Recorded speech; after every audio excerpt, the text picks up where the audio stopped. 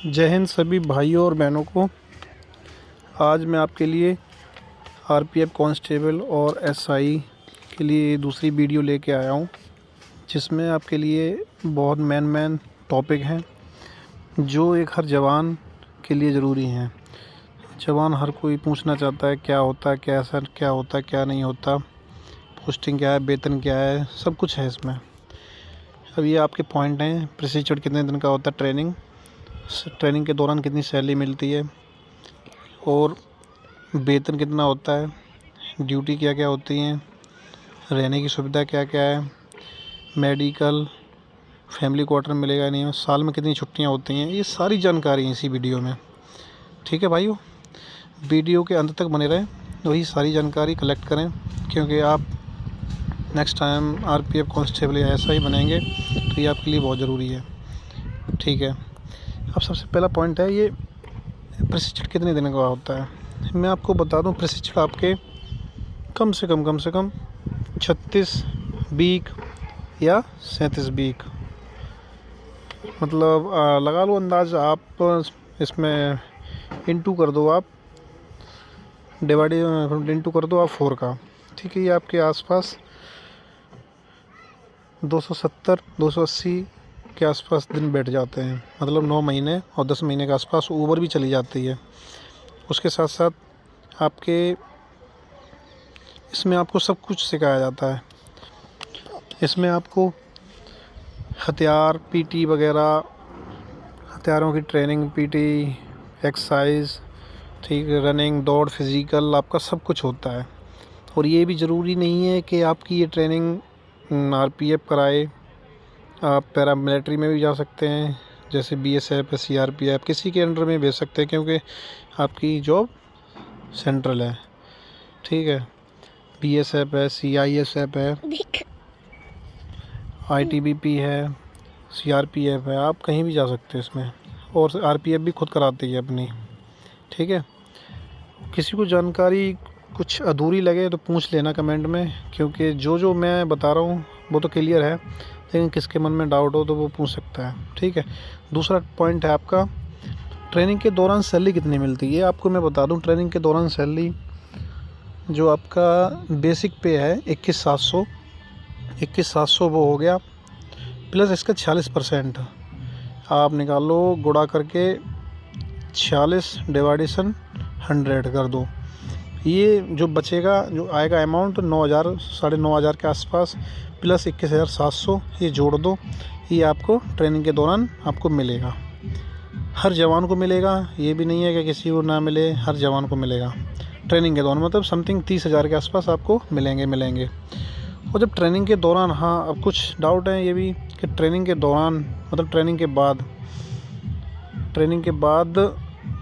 कितना पेमेंट हो जाएगा, उसमें मैं आपको बताऊंगा, लास्ट में बताऊंगा। ठीक है, अब आ जाते हैं पोस्टिंग। जब आप ट्रेनिंग कर लेते हैं तो पोस्टिंग कहाँ होती है।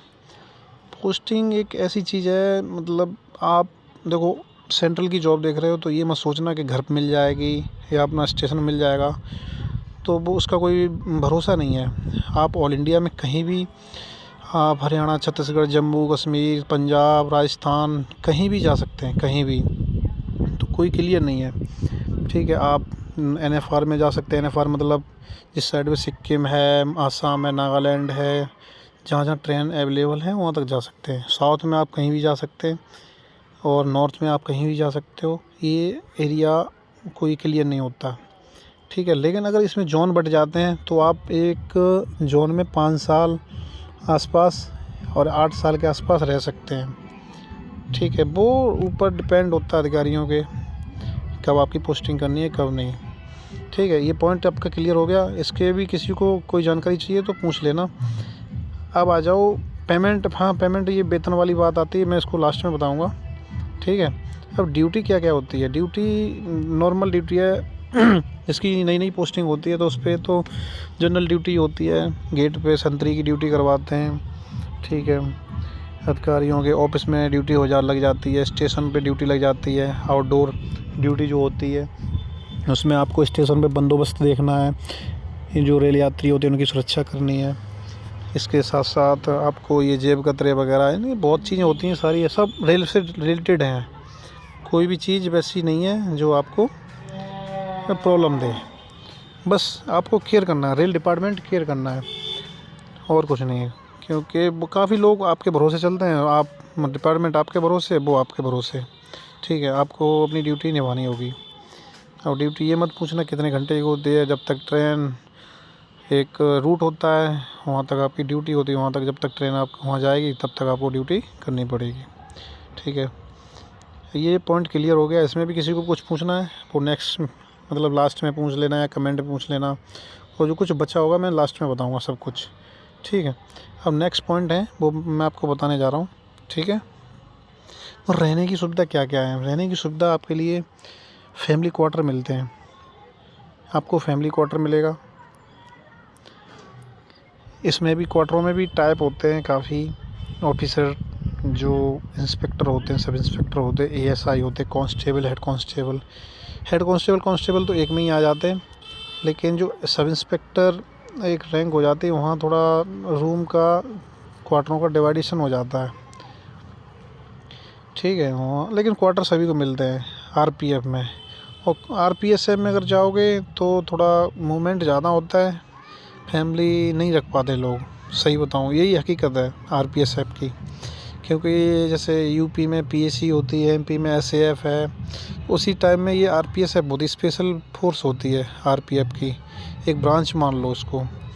तो इसको नहीं फैमिली क्वार्टर अवेलेबल हो पाते हैं, लेकिन मूवमेंट बहुत होता है। 6-6 महीने में इधर से उधर ऑल इंडिया भागना रहता है, कहीं भी इलेक्शन ड्यूटी कुछ भी सब कुछ करवाना पड़ेगा इसी को। तो ये सारी चीज़ें हैं इसमें फैमिली में। लेकिन आरपीएफ में रहोगे, अगर आरपीएफ में पोस्टिंग हो जाती, किस्मत आपकी अच्छी है, तो आपको सब सुविधाएं मिलेंगी। फैमिली क्वार्टर, रहना खाना, सिक्योरिटी वगैरह सब कुछ, आपके बच्चे बिल्कुल सेट फिट रहेंगे। उसके साथ साथ ये आपको बता दिया मैंने। अब आ जाओ ये मेडिकल की सुविधाएं। ऑल इंडिया में कहीं भी सबसे अच्छी सुविधा है रेलवे की। आप कहीं भी रहोगे ऑल इंडिया में, आपको मेडिकल की सुविधा हर जगह मिलेगी। जो भी सरकारी रेलवे हॉस्पिटल होगा उसमें आपको विद फैमिली आपके बच्चे कार्ड बनता है, मेडिकल कार्ड, वो आप लेके जाओ, एंट्री कराइए और आके आपकी अच्छी अच्छी मेडिसिन मिलती हैं। सुविधाएं सारी हैं, कोई प्रॉब्लम नहीं है। ऑल इंडिया में कहीं भी करवा सकते हो। आप चाहे हरियाणा के हो तो आसाम में अगर तबीयत ख़राब हो गई आपकी फैमिली या आपकी, तो आप वहाँ करवा सकते हो इलाज। मेडिसिन सब जगह मिलेगी, ट्रीटमेंट सब जगह मिलेगा। वो विद फैमिली, आपकी फैमिली आपकी केयर करेगी आरपीएसएफ और आरपीएफ। ठीक है, इसके अलावा बहुत सारी जानकारी हैं। कुछ जानकारी ऐसी हैं नहीं दे पाते हैं, भूल जाते हैं, लेकिन जो मैं एक मेन चीज़ें बोलते हैं वो मैंने आपको सारी बता दी। और बाकी काफ़ी चीज़ें, इंश्योरेंस वगैरह सब कुछ है, कोई दिक्कत नहीं है। नौकरी अच्छी है, तैयारी में लगे रहो, मैं तो यही कहूँगा। ठीक है, और कुछ लास्ट पॉइंट है ये सैलरी वाला, जो मैं आपको शुरुआत में बताना भूल गया था, ये और देख लीजिए प्लीज़, क्योंकि ये मेन चीज़ है। जो क्योंकि आदमी बेरोज़गार है, पैसे ज़्यादा देखता है, हर कोई देखता है, चाहे मैं हूँ चाहे आप हो। पैसे की सबसे मेन समस्या पैसा है। पैसा है तो सब कुछ है। ठीक है, वो मैं आपको लास्ट वाली चीज़ दिखा देता हूँ। फैमिली क्वार्टर ये बता दें। हाँ, एक पॉइंट और रह गया, ये फैमिली क्वार्टर आपको मिलेगा, ज़रूर मिलेगा, हर किसी को मिलेगा।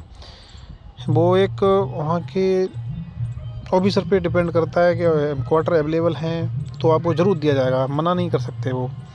ठीक है, इसके साथ साथ छुट्टी, हाँ मेन चीज़ है छुट्टी सबसे कम है इस डिपार्टमेंट में।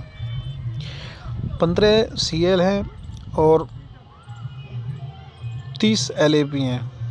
कैजुअल लीव 15 और LAP 30 है, जो आपको एक साल में दी जाएंगी बस। आर्मी में 90 दिन की होती हैं, ओवर भी होती हैं, अप डाउन भी होती है, प्लस माइनस होती हैं, लेकिन इसमें 45 दिन है। लेकिन इसमें भी ये फ़ायदा है, जैसे कोई फेस्टिवल हो गया तो आप घर जा सकते हो, आपके कुछ बात हो जाए घर पे जा सकते हो, कोई भी कुछ भी हो जाए आप अपनी छुट्टी लो, कभी भी एनी टाइम जा सकते हो। आप अपने ऑफिसर को बताइए, आपकी समस्या का समाधान होगा और आपको तुरंत सॉल्यूशन होगा उस चीज़ का। ठीक है। छुट्टियों की कोई प्रॉब्लम नहीं है, लेकिन कम है, लेकिन आपको आराम से 100 के आसपास और 120 के आसपास मिल जाती हैं पूरी साल में। बस संडे भी मिल जाते हैं, वीकली ऑफ भी मिल जाते हैं, प्लस छुट्टियां लगा के चले जाइए आप, सब चीज़ मिल जाएगी। ठीक है। नेक्स्ट चलो ठीक है, सैलरी पे चलते हैं। ये तो सारी चीज़ें कॉमन है। अब नौकरी करोगे तो छुट्टी ज़रूरी नहीं है, छुट्टी भी टाइम टू टाइम मिलेगी, चाहे कुछ भी हो जाए मिलेगी। मेन चीज़ है सैलरी। सैलरी पे चलते हैं। ये है सब कुछ, ये मैंने कुछ बनाया है, थोड़ा कुछ प्लस माइनस हो गया, ध्यान रखना, कोई वैसे कमी नहीं है, और कुछ भूल भी गए हूँ मैं तो आप मेरे से पूछ सकते हो।